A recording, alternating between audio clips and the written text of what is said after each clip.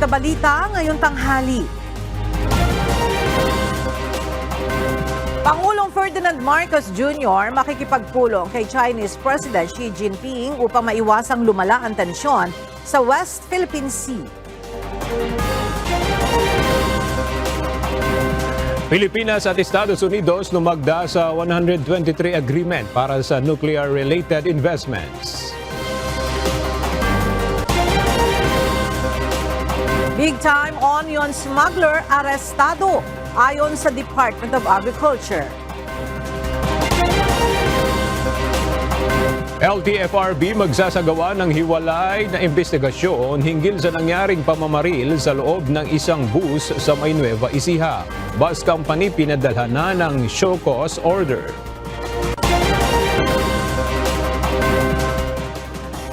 Binabantayang low pressure area, posibleng pumasok sa loob ng Philippine Area of Responsibility ngayong araw ayon sa Pag-asa. Mga kandidata ng 72nd Miss Universe pageant rarampa sa National Costume Competition ngayong araw. National Costume ni Miss Universe Philippines Michelle D. ipinasilip. Magandang tanghali mga kasangbahay. Ngayon po ay araw ng Biyernes, November 17, 2023. At una sa mga balita ngayong tanghali. Inaprobahan ng Malacanang ang Philippine Population and Development Plan of Action na nagsisilbing overall blueprint para sa interagency collaboration upang tugunan ang mga hamon sa populasyon. Nakasaad sa dalawang mahinang memo o pahinang memo na nilagdaan ni Executive Secretary Lucas Bertsamin na ang naturang plan of action ay tutulong rin na maabot ng pamahalaan ang socio-economic development agenda sa ilalim ng Philippine Development Plan 2023 to 2028. Inaatasan din ito ang lahat ng concerned national government agencies and instrumentalities at lokal na pamahalaan na makipagtulungan at suportahan ito. Magkakabisa ang kautusan oras na maipublish ito sa Official Gazette. Sinamantala ni Pangulong Ferdinand Marcos Jr. ang pagkakataon sa APEC Summit upang makipagpulong sa mga malalaking negosyante sa Amerika.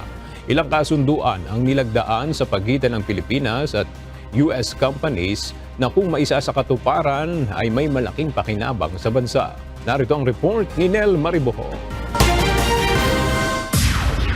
Isa ang Maharlika Investment Fund sa mahalagang tinalakay ni Pangulong Ferdinand Marcos Jr. sa mga US investor at business leader sa sidelines ng Asia-Pacific Cooperation Summit sa San Francisco, California.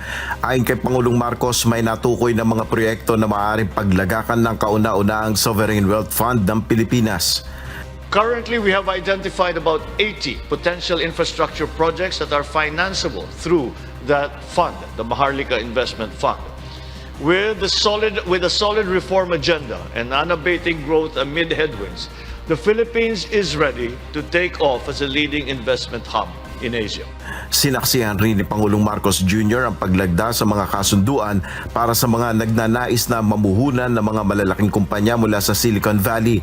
Kabilang dito ang paggamit ng Artificial Intelligence o AI sa weather forecasting system ng Pilipinas at cybersecurity. Ang pagtatayo ng cancer hospital sa Pilipinas gamit ang state-of-the-art at multimodality cancer care technologies. Isa rin sa kasunduan nilagdaan ay sa pagitan ng Orbitz at Astranis na magde-deploy ng unang 2 internet satellites na dedicated lamang sa Pilipinas.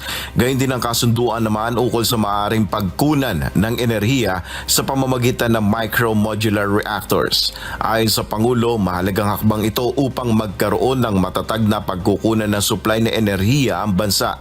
USNC and Meralco are undertaking a pre-feasibility study on micro-modular reactors, and this partnership is a significant step towards exploring clean and sustainable energy options for the Philippines. Kinumpirma naman ng Malacanang ang naganap na bilateral meeting sa pagitan ni Pangulong Marcos at US Vice President Kamala Harris. Napag-usapan sa pulong ang pagpapatibay ng alyansa ng dalawang bansa, ang pagpapalakas sa security ties at pagpapalawig sa commercial at economic cooperation ng Pilipinas at Amerika. Muli rin tiniyak ni VP Harris ang kahandaan nilang idepensa ang sovereign rights ng Pilipinas at jurisdiction nito sa South China Sea. Nel Maribuhok, UNTV News and Rescue. Diyos ang aming sandigan, serbisyo publiko ang aming pinahalagahan. Makikipagpulong si Pangulong Ferdinand Marcos Jr. kay Chinese President Xi Jinping sa sidelines ng Asia-Pacific Economic Cooperation o APEC Summit sa San Francisco, California. Sentro ng kanilang pag-uusapan ang tungkol sa issue ng West Philippine Sea. Mula pa rin sa San Francisco, California, ang detalye hatid ni Nel Maribuhok live. Nel, anong partikular na mga issue sa rehiyon ang tatalakayin ng dalawang lider? Yes, Ella, sentro pa rin ng kanilang mga pag-uusapan ang ukol sa tensyon sa West Philippine Sea. At ayon kay Pangulong Marcos, ito ang kanyang tatalakayin sa bilateral meeting nila ni Chinese President Xi Jinping sa sidelines ng Asia-Pacific Economic Cooperation Summit dito sa San Francisco, California. Partikular kung paano mapahuhupa ang tensyon sa West Philippine Sea.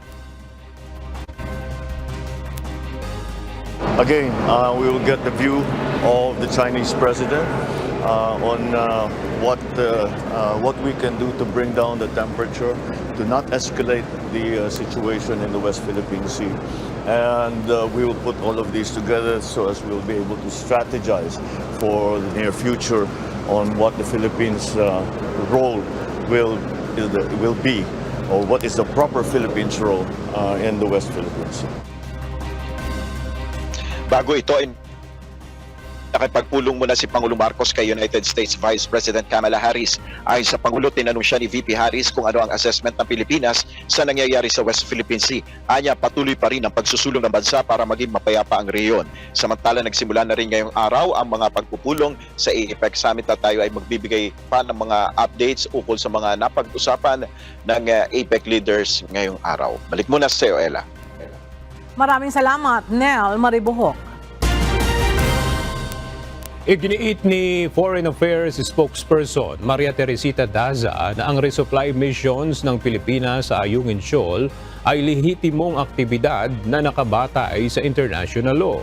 Tugon ito sa ulat ni Chinese Foreign Ministry spokesperson Wang Wenbin na 2 Filipino transport ship at 3 Coast Guard ship ang pumasok sa lugar nang walang pahintulot sa Chinese government.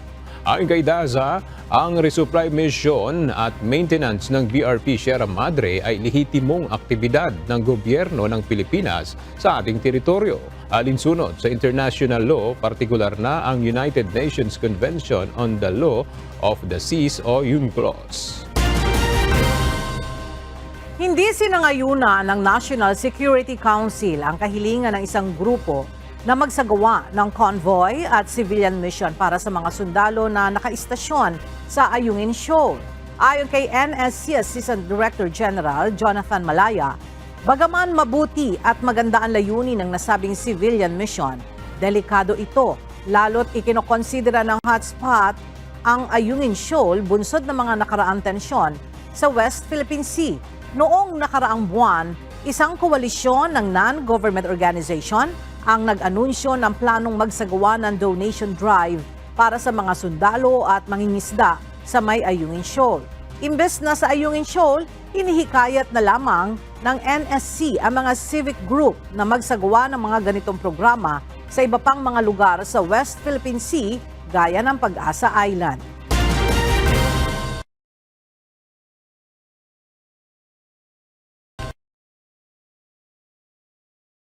Party List Representative Erwin Tulfo na may pinaplanong impeachment sa Kamara laban kay Vice President Sara Duterte. Tinawag namang fake news ng isa pang House official ang umuugong na impeachment laban sa pangalawang Pangulo. Narito ang ulat ni Rosa Licos. Itinanggi ng isa sa mga opisyal ng House of Representatives ang napaulat na may pinaplanong impeachment umano laban kay Vice President Sara Duterte. being the Deputy Majority Leader for Communications, and I know that matatanong ang Congress, so I opted to call the leaders, Kong Saldi, hanggang kay Speaker, to ask them what's going on, if there's such a thing. And wala eh. Hindi yan natakil, walang pinag-usapan, no such thing na pinag-usapan ng mga party leaders or House leadership. Nag-ugat ito sa pahayag ni House Deputy Minority Leader, ACT Teachers Party List Representative Franz Castro na may talakayan na umano ng impeachment sa ilang kongresista, subalit hindi naman ito seryoso. Para rin sa Makabayan Bloc lawmaker, premature o masyado pang maaga ang paghahain ng impeachment complaints.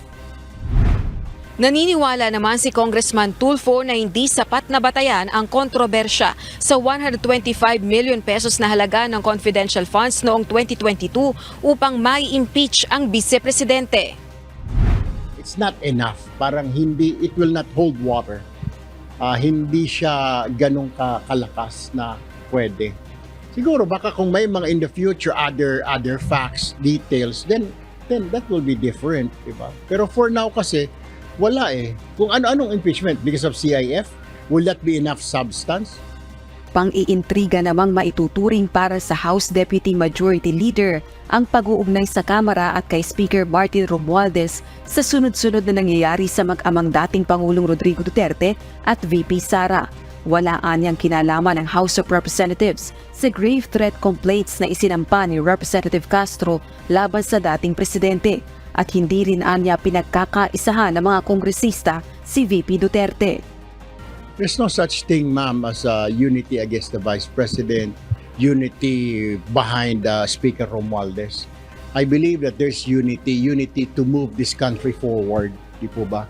Yun din po hiling ng Pangulong Marcos, magsama-sama na walang maiiwan. So that's what we are still following right now, and that's what our marching order from the Speaker.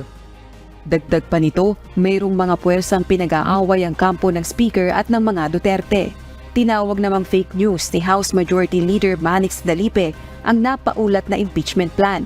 Sa ngayon, wala pang pahayag si VP Sara sa isyung ito. Rosa Licos, UNTV News and Rescue.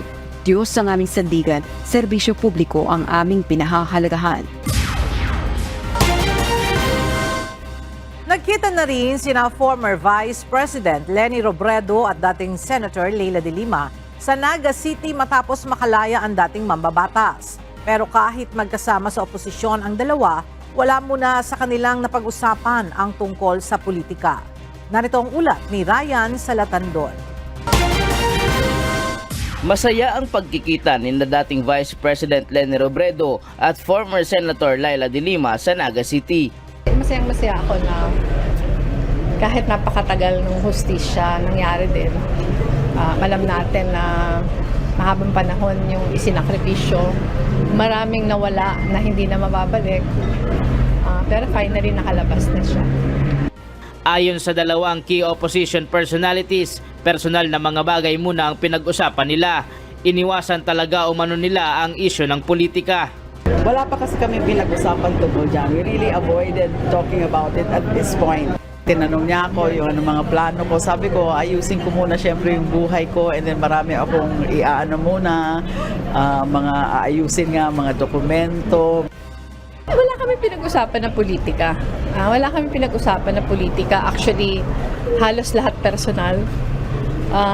Kung nakapaglinis na ba siya ng bahay, kung naayos niya na ba yung kanyang mga gamit,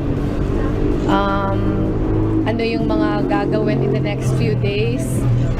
Talagang lahat personal. Ayon kay Robredo, marami pang dapat na asikasuhin si de Lima bago siya muling mag-umpisang maging aktibo sa kanilang partido. She deserves na bigyan muna ng panahon na yung personal affairs niya, ayusin niya. Bago pa man isipin yung mga next steps for the opposition or next steps for the party, mahabang panahon yung ika-catch up niya para sa sarili niya.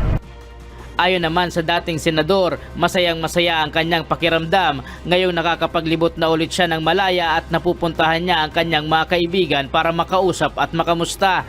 Ryan Salatandol, UNTV, News and Rescue. Diyos ang aming sandigan, serbisyo publiko ang aming pinahahalagahan.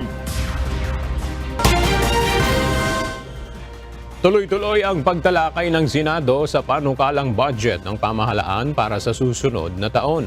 Sa deliberasyon kahapon, tinanggal ng Senate panel ang 22 billion pesos na idinagdag ng mga kongresista sa panukalang budget ng Department of Agriculture. Binawasan din ang nakalaang pondo para sa Department of Social Welfare and Development o DSWD. Narito ang ulat ni Harleen Delgado. Binawasan ng Senate Committee on Finance ng 714 million pesos ang panukalang budget ng DSWD sa 2024. Mula sa 209 billion pesos na ipinanukala ng Executive Department, tumaas ito sa 245 billion pesos matapos dagdagan ng Kamara.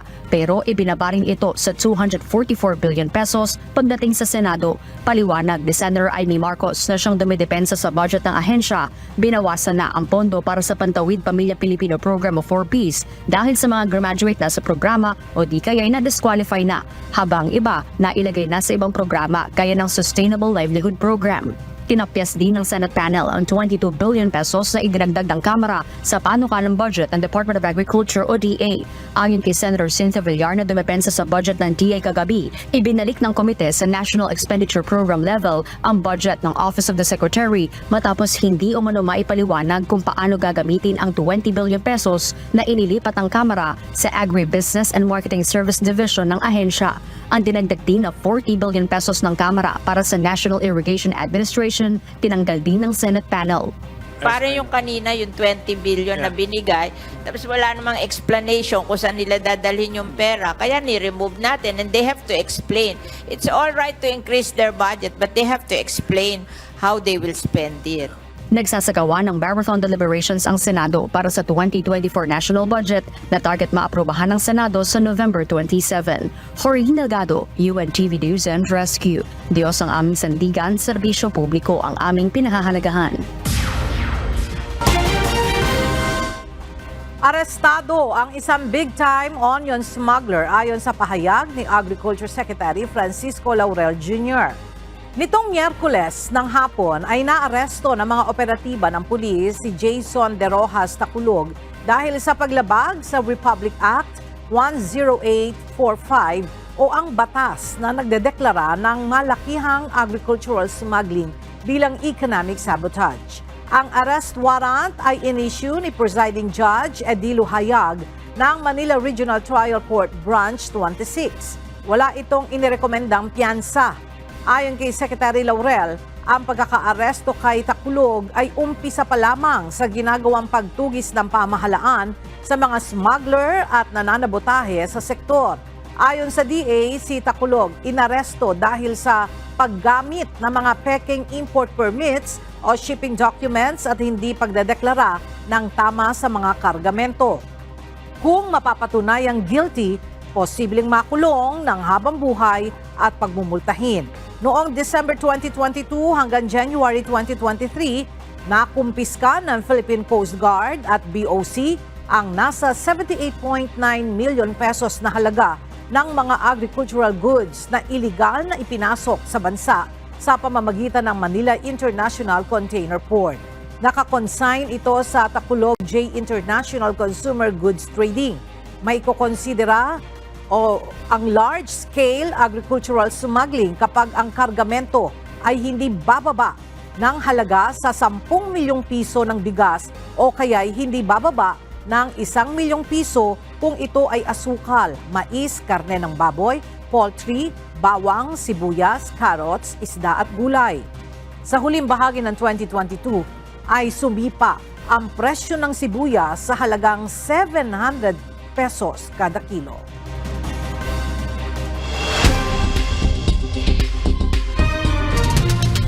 Roundup Balita. Diniskwalipika ng Commission on Elections ang 39 na mga kandidato sa nakaraang barangay at sangguniang kabataan elections. Base sa impormasyong nakalap ng COMELEC, Sinasabing na disqualify ang mga ito dahil sa premature campaigning, vote buying at iba pang paglabag. Ang mga nasabing barangay at SK candidates ay kumandidato sa may area ng Quezon City, Taguig, Marikina, Cavite, Batangas at iba pang mga lugar sa Luzon at Mindanao. Bawal na mag-leave o magbakasyon ngayong holiday season ng lahat ng tauhan ng Bureau of Immigration na naka-assign sa Ninoy Aquino International Airport o NAIA at lahat ng port of entry sa buong bansa. Ang kautosang ito ay epektibo kahapon hanggang January 15, 2024. Ayon sa kawanihan, layo nito na masigurong may sapat na manpower na magsisilbi sa mga biyahero bago at sa kasagsagan ng holiday season. Dagdag pa ni Commissioner Norman Tansingco, ito kasi ang panahon na maraming pasahero tulad ng mga Pilipino na nasa abroad na karamihan ay overseas Filipino workers o OFWs ang uuwi para makasama ang kanilang mga pamilya at kamag-anak dito sa Pilipinas. Sa datos ng immigration, mula Enero hanggang Oktubre nitong taon, mahigit 20 milyon ng mga pasahero na ang pumasok at lumabas ng bansa at inaasahang dadami pa sa mga susunod na 2 buwan. Inihayag ng National Security Council na ilang empleyado ng local government unit ang sangkot sa pag-i-issue ng Philippine ID sa mga foreigner. Ayon kay NSC Assistant Director General Jonathan Malaya, batay sa kanilang inisyal na investigasyon, nagsisimula ang scheme sa local civil registrars ng LGUs. Nababayaran sila itong mga corrupt public officials na ito at sila yung nag-i-issue ng mga peking birth certificate na siyang pinapadala sa Philippine Statistics Authority. Ayon kay Malaya, may panganib ang scheme na ito sa seguridad ng bansa. Sinabi din niya na karamihan ng banyaga na may Philippine documents ay mga Chinese nationals. Ang karamihan po sa kanila ay mga Chinese nationals who were not born in the Philippines, who do not have any parental or links to Filipinos, and who are not entitled to a Philippine document. Nangako ito na makikipagtulungan sila sa NBI at PSA hinggil sa investigasyon sa issue. Na-repatriate na ng Embahada ng Pilipinas sa Lebanon ang ikalawang batch ng mga Filipino repatriates mula sa bansa. Ang pangalawang batch ay kinabibilangan ng 3 migrant workers na may valid work permit, 7 undocumented migrant workers at 13 overseas Filipino na permanenteng naninirahan sa Lebanon. Nagpasalamat naman ang mga repatriates sa Embahada ng Pilipinas sa pagtulong upang makabalik sila sa bansa sa panahon ng krisis sa Lebanon.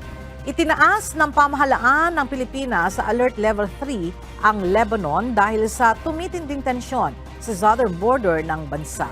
Nananatili namang bukas ang repatriation program para sa mga kababayan na nais bumalik ng Pilipinas. Ipinatigil muna ng pamunuan ng Philippine Coast Guard ang lahat ng water search and rescue o WASR training kasunod ng pagkasawi ng isa nilang tauhan sa gitna ng isinasagawang pagsasanay.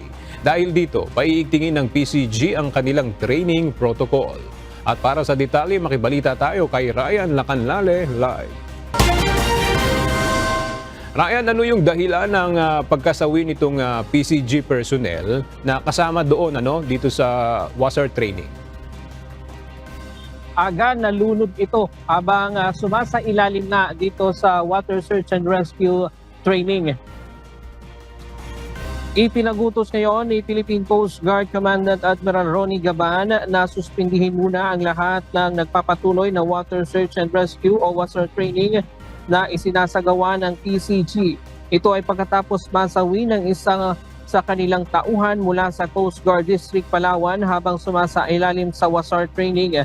Noong Miyerkules nalunod at nawala ng malay ang isang 27 anyos na PCG personnel na mayroong ranggong apprentice seaman. Agad naman itong sinaklolohan ng mga training staff at nagsagawa ng cardiopulmonary resuscitation at dinala sa malapit na pagamutan pero nasawi rin kinalaunan.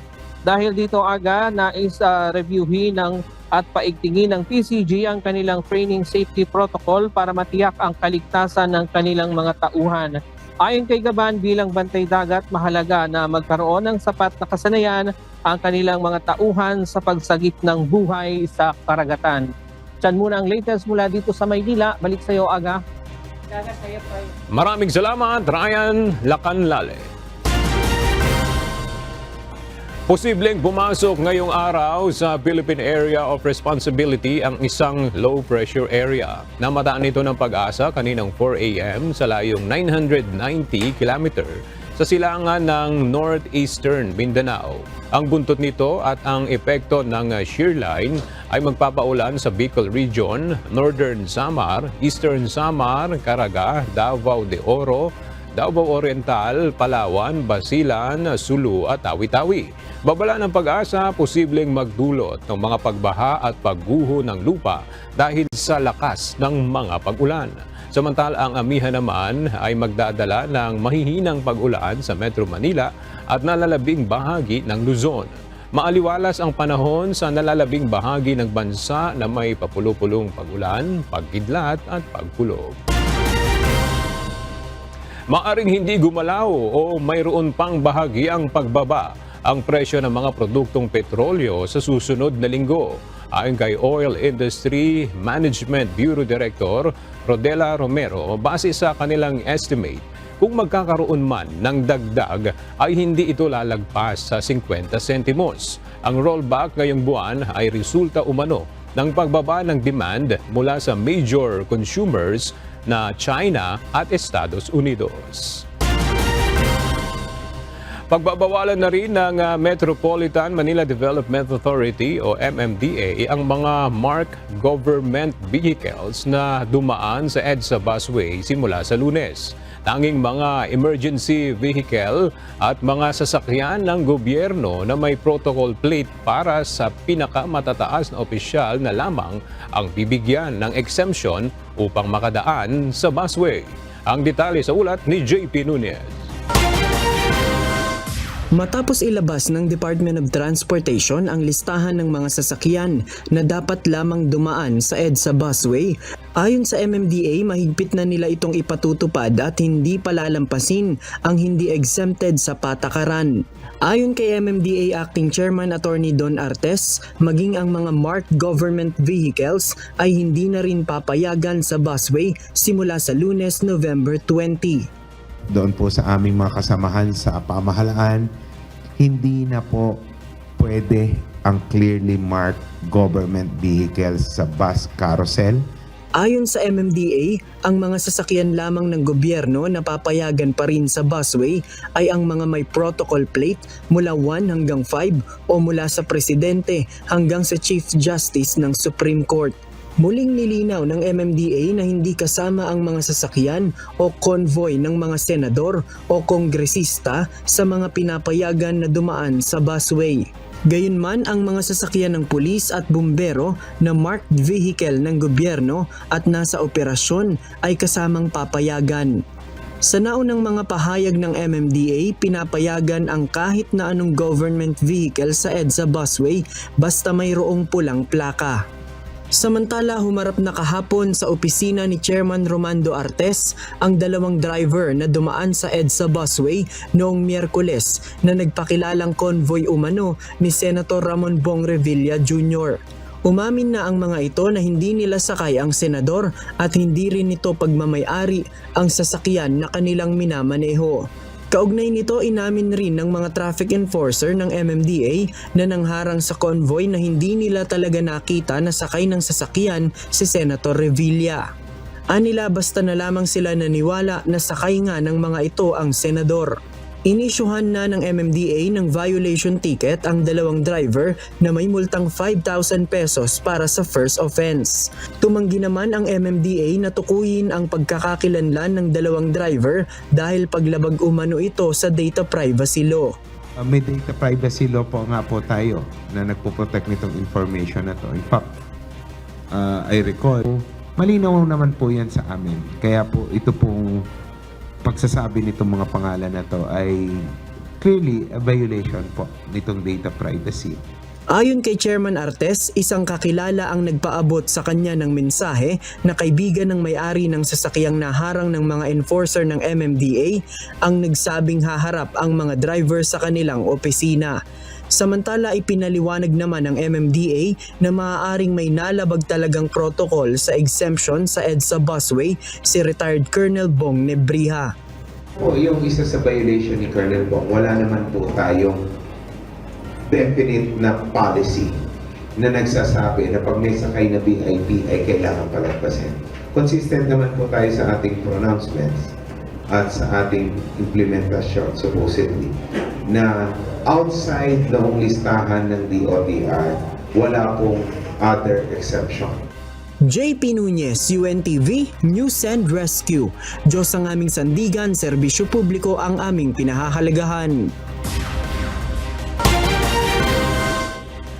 Pinaghahandaan na ng Land Transportation Franchising and Regulatory Board ang posibleng maging epekto sa transportasyon sa darating na Lunes dahil sa banta ng Transport Group na piston na 3 araw na tigil pasada. Pero umaasa pa rin ang LTFRB na makikipag-usap sa kanila ang pamunuan ng piston para resolbahin na lamang sa pamamagitan ng maayos na pag-uusap ang mga hinaing ng grupo. Narito ang ulat ni Ryan Lacanlale. Nakahanda na ang Land Transportation Franchising and Regulatory Board sakaling matuloy ang transport strike ng grupong piston sa Lunes. Batay sa nakuhang impormasyon ng LTFRB, hindi lalahok sa tigil pasada ang mga tsuper sa ibang probinsya at sa Metro Manila lamang nakakonsentrate ang strike. Nasa 8 hanggang 12 ruta ang maaaring maapektuhan nito. Nag-i-issue na rin ng special permit ang LTFRB sa iba pang jeepney operator na nasa ibang ruta. Kung kukulangin man ang mga inihanda nilang mga sasakyan, nakausap na rin nila ang mga lokal na pamahalaan para sa karagdagang libreng sakay. Kaya hindi nila inirekomenda ang pagsususpinde ng pasok sa paaralan at opisina sa darating na Lunes. We are prepared for all eventualities in the event na matuloy po ang strike ng Lunes. Although hanggang ngayon po, optimistic pa rin po ako na tutugunan ni Camo de Floranda yung aking imbitasyon. Pero umaasa pa rin ang LTFRB na mapakikiusapan nila ang grupong piston para huwag nang ituloy ang strike. Ayon kay Chairman Teofilo Guadis III, nakausap na niya ang presidente nitong si Modi Floranda kaugnay dito. Ang sabi naman po sa akin ni Camodi, gusto lang nilang ipaabot sa ating butihing Pangulo yung kanilang kalagayan po sa ngayon. Paulit-ulit ding itinatanggi ng LTFRB na tuluyang tatanggalin ang mga traditional jeep sa lansangan pagsapit ng December 31, 2023. Hindi rin umano nangangahulugan na magtatapos ang consolidation sa mga traditional jeep na hindi pa nakakapag-comply.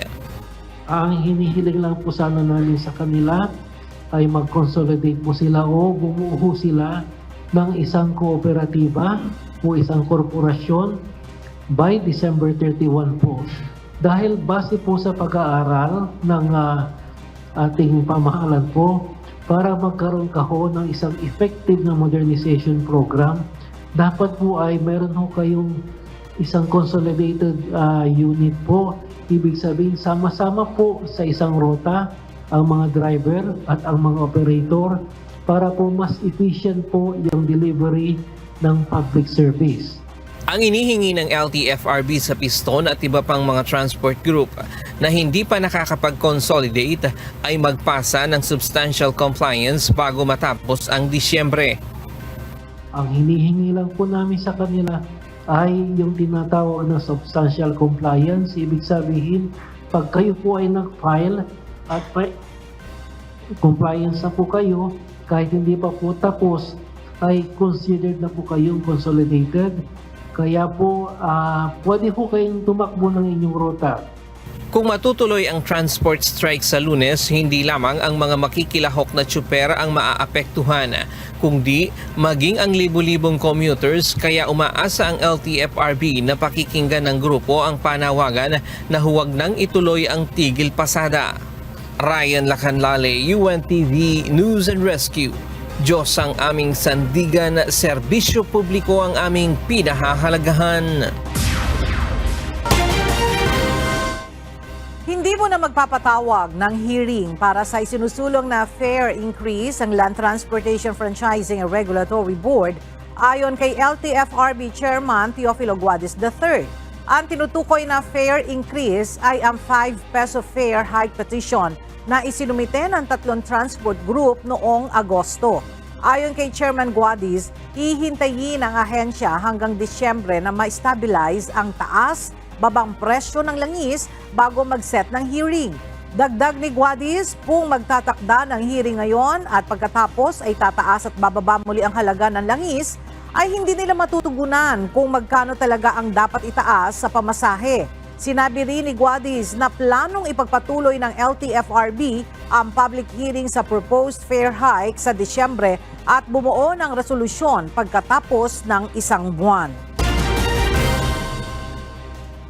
Magsasagawa rin ng hiwalay na investigasyon ang Land Transportation Franchising and Regulatory Board sa insidente ng pamamaril sa loob ng bus sa Nueva Ecija noong Miyerkules na ikinasawi ng 2 sakay nito. Ayon sa LTFRB, nag-i-issue sila ng show cause order sa Victory Liner kung saan ikinokonsidera ring witness sa krimen ang kanilang bus driver. Tinitingnan ng LTFRB kung may kapabayaan sa panig ng kumpanya ng bus at kung nasunod ba ang mga polisiya na ipinatutupad sa passenger buses. Una ay kung nasa tamang linya o ruta ba ang nasabing bus at ikalawa ay kung naipatupad ba ang safety measures dito. So ang tanong ho namin, pinatupad ba ng bus company yung memorandum circular ng LTFRB sa mga pasahero na sasakay po sa mga ganitong pampublikong sasakyan? If these issues are answered in the affirmative, then wala hong posibleng pananagutan. Pero if of these two, may isa po na hindi ho nila natupad, posible po sigurong pagpaliwanagin namin sila and a possible administrative sanction will be imposed upon them pag may hindi po sila natupad. Nauna nang sinabi ng pamunuan ng Victory Liner na handa sila makipagtulungan sa mga otoridad hinggil sa isasagawang investigasyon. Kahapon, sinabi ng Philippine National Police na posibleng may kaugnayan sa away ng mag-ina ang nangyaring pamamaril sa loob ng bus kung saan sinasabing may malalim na alitan ng babaeng binaril at ang anak nito. Isinasagawa ngayon ng Commission on Elections o COMELEC ang random manual audit sa ilang mga balota na ginamit noong pilot test ng Automated Barangay at Sangguniang Kabataan Elections o BSKE. Mula sa Maynila, alamin natin ang karagdagang detalye kay Dante Amento, live. Dante, ano ang layo nitong random manual audit ng COMELEC? Ella, ang pinakalayo ng random manual audit ay tingnan na Ella kung gumagana pa ba ng tama yung mga makina o itong vote counting machines na ginagamit sa halalan. Yung kanyang kredibilidad o kakayahan ay masuri din ng COMELEC kung ito pa ba ay maaring gamitin sa mga susunod na pagdaraos ng halalan. Gayun din kung makikita dito Ella kung tama ba yung pagbasa ng makina doon sa mga balota naman batay sa mga ibinoto ng ating mga kababayang botante. Hindi kasama dito Ella sa inaalam ay ang resulta ng halalan o kung sino ba yung nanalo o natalo sa eleksyon. Bago mag alas 10 kanina ay sinimulan ng COMELEC yung Random Manual Audit o RMA sa mga balota. 3 ballot boxes ito Ella na binuksan mula sa barangay Pasong Tamujan sa Quezon City at 2 barangay naman sa Dasmariñas City sa Cavite na pinagsagawaan ng Pilot Automated Barangay at Sangguniang Kabataan Elections o BSKE. Ating pakinggan ang bahagi ng pahayag ni COMELEC Chairman George Erwin Garcia. So mano-mano po itong binibilang upang alamin kung tumutugma ang bilang manually ng balota sa mismo na transmit na result at na print na election returns ng mga makina. Diyan po malalaman kung effective, accurate ba yung mga makina na ginagamit natin sa araw ng eleksyon. Kasama ng COMELEC dito, Ella, ang Citizens Arms tulad ng Lente, PPCRV, NAMFREL at ang Philippine Statistics Authority o PSA. Ang anumang discrepancy na makita sa Random Manual Audit o RMA ay i-report sa COMELEC para maayos at magamit na batayan na mapabuti pa ang susunod na gagamiting sistema sa automated election sa ating bansa. At Ella, sinabi din kanina ni Chairman Garcia, bagamat nagagamit pa itong mga vote counting machine tulad ng nakaraang DSKE, pero may nakita na rin, Ella, na maraming ikangang aberya tulad ng paper jam, hindi gumana yung mga machine, kaya ayon sa COMELEC hindi na nila gagamitin ang mga nasabing makina na nasa 97,000 itong vote counting machines pa lamang, hindi pa kasama yung mga PICOs na ginamit din sa nakaraan nating mga halalan. Ayon kay Chairman Garcia, hindi na nila ito gagamitin, kundi sila ay gagamit ng mga bagong mga makina para sa susunod na national elections. Yan mo nating update mula dito sa COMELEC. Balik sa iyo, Ella. Maraming salamat, Dante Amento.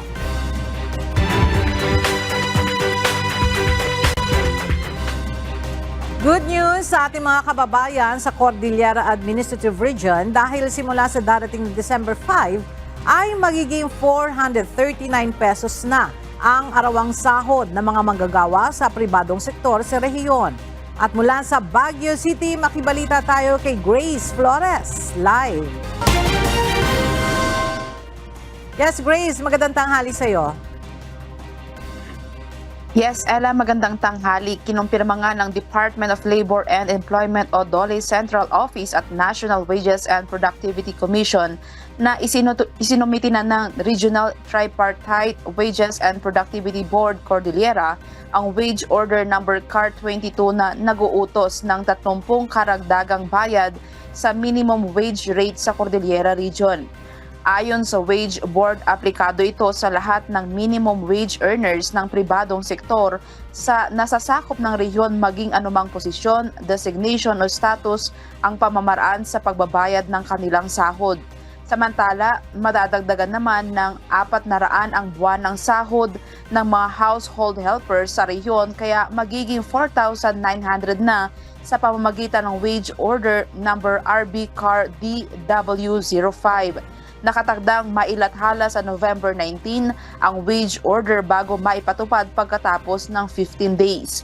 Huling naipataas ang sahod ng mga empleyado sa private establishments at domestic workers sa rehiyon noong June 2022. Yan muna ang balita. Balik sa iyo, Ella. Maraming salamat, Grace Flores. Nagsimula ng mag-inspeksyon ang PNP Bulacan sa mga tindahan ng paputok sa Bukawi. Hindi lang tindahan, maging ang mga bodega ng paputok ay pinapasok na rin ng mga pulis upang masigurong nasusunod na mga ito ang mga safety at maiwasan ang anumang pwedeng pagmula ng sunog. Mula sa Malolos, Bulacan, makibalita tayo kay Nestor Torres, live. Nestor, kumusta ang isinagawang pag-iinspeksyon ng PNP sa mga tindahan at bodega ng paputok? Meron na bang nahuli bang lumabag? Ella, sa ngayon ay wala namang nahuli ng mga gumagamit ng mga illegal o pinagbabawal na paputok. Pero tuloy-tuloy ang ginagawa nilang pag-iinspeksyon sa mga tindahan ng paputok sa Bukawi, Bulacan, simula pa nung nakaraang linggo hanggang ngayon. Mula pa nitong nakaraang linggo hanggang kahapon ay umabot na nga sa 70 tindahan ng paputok ang nainspeksyon ng mga pulis sa mga tindahan ng paputok sa Bukawi. Lahat naman ay may lisensya mula sa Camp Crame at nakakomply sa hiningin nilang requirements. Tuloy-tuloy na ang gagawing pag-inspeksyon ng Bulacan PNP kasama ang Bureau of Fire Protection at local government unit sa mga tindahan ng paputok sa Bukawi, Bulacan hanggang bago matapos ang pagpapalit ng taon. Ayon kay Police Major Isabelo Mondihar, Deputy Chief of Police ng Bukawi, partikular nilang hinahanap ang license, safety at mga required na permit sa mga manufacturer at dealer kung nakakomply ang mga ito sa mga hininging requirements. Maigpit nilang pinagbabawal na magtinda at mag-stock ng mga pinagbabawal na paputok. Puspusan po ang aming ginagawang inspection, kasama po ang fire at LGU po, ang health at mga license po ng personnel ng munisipyo po para may check yung tamang procedure po at mga mga pinagbabawal po na paputok kung meron pong nagtitinda dito po sa Bukawi. Bawal ang paninigarilyo at ipinatutupad na rin ang pagbabawal ng vaping malapit sa mga tindahan. Hindi na rin pinapayagan ang paglalagay ng linya ng kuryente sa loob ng bodega at puno ng mga stock ng firecrackers para iwas sunog. Kailangan din palaging may drum at tubig, buhangin at bagong fire extinguisher para pamatay ng sunog. Tulad po ng smoke detectors, lalo na po sa bodega, early warning po kapag po nagkausok doon, pwede po siyang tumunog kapag ng usok. Tapos po sa bodega po natin, tinitignan po natin kung wala pong outlet, power supply. Kasi po kapag po merong outlet doon, pwede pong pagmulan ng spark. Lahat nakakasuhan ng tanggalan ng license permit alinsunod sa ipinatutupad ng RA 7183 or an act to regulate and control the manufacture, sale, and distribution. At Yamon Delites Live mula dito sa Bulacan. Balik sa iyo, Ella. Maraming salamat, Nestor Torres.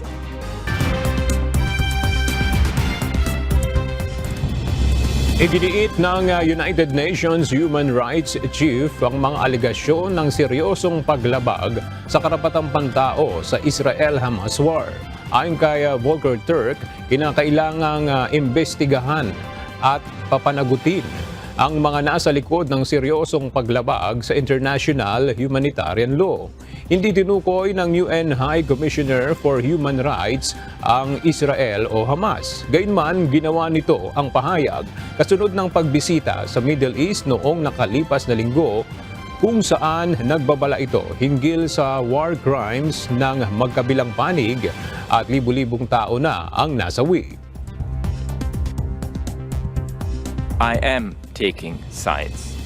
I am on the side of every civilian, Palestinian or Israeli, who is harmed or who lives in fear. Every one of them has exactly the same rights to live and thrive in peace and freedom. Ipinahayag ng United Nations World Food Program o WFP na 10% lamang ng kinakailangang supply ng pagkain ang nakakapasok sa Gaza. Kaya naman nahaharap ang Palestinian enclave sa posibilidad ng starvation o pagkagutom. Napilitang magsara ang huling bakery na nag-ooperate sa Gaza sa pakikipagtulungan ng UN ngayong linggo dahil sa kakulangan ng fuel at tinapay. Ayon sa WFP Executive Director, dahil malapit na ang winter, maraming overcrowded at unsafe shelters at kulang din ang sapat na supply ng tubig inumin. Nahaharap ang mga sibilyan sa gutom. Sinuspindi ni Malawi's President Lazarus Chakwera ang lahat ng foreign trips ng government officials kabilang na ang kaniyang sarili. Inanunsyo nito ang hakbang bilang bahagi ng pagtitipid at upang makabawi ang ekonomiya ng Southern African nation. Inutusan din ito ang lahat ng ministers na nasa labas ng bansa na bumalik na ng Malawi. Ayon sa Pangulo ng Malawi, magtatagal ang suspensyon ng international travel hanggang sa Marso ng susunod na taon. Bukod dito, binawasan din ng 50% ang fuel entitlements ng cabinet ministers at senior government officials bilang bahagi pa rin ng pagtitipid.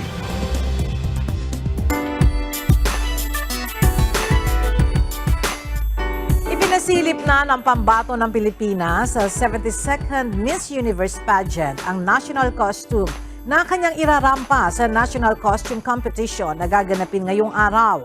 Sa post sa kanyang Instagram My Story, makikita na suot ni Miss Universe Philippines Michelle D ang tila military uniform na swak sa pagiging military reservist nito sa Philippine Air Force. Kahapon, ipinamalas na Michelle ang kanyang outstanding performance sa preliminary competition kung saan nagpatalbugan ang mga kandidata sa kanilang swimwear at long gown competition. Pasok rin ang kandidata ng Pilipinas sa top 10 silver finalist para sa The Voice for Change Advocacy Video Competition ng Miss Universe. Sa kanyang entry video, tinalakay ni Michelle D. ang kanyang advokasya hinggil sa kahalagahan ng pagtanggap sa mga taong may autism o ang autism acceptance, inclusivity at empowerment.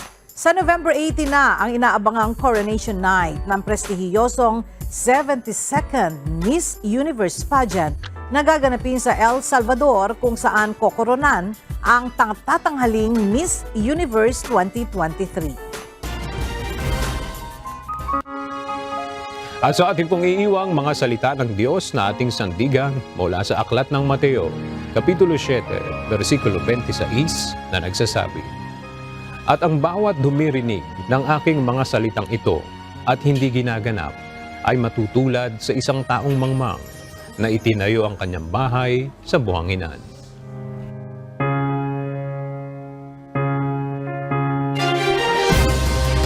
At yan ang mga balitang aming tinutukan at inaksyonan dahil sa aming pagbabalita, una ang pagkalinga sa kapwa. UNTV News, may balita saan mang panig ng daigdig. At dito sa UNTV, Diyos ang aming sandigan, serbisyo publiko ang aming pinahahalagahan. Magandang tanghali at Happy Weekend!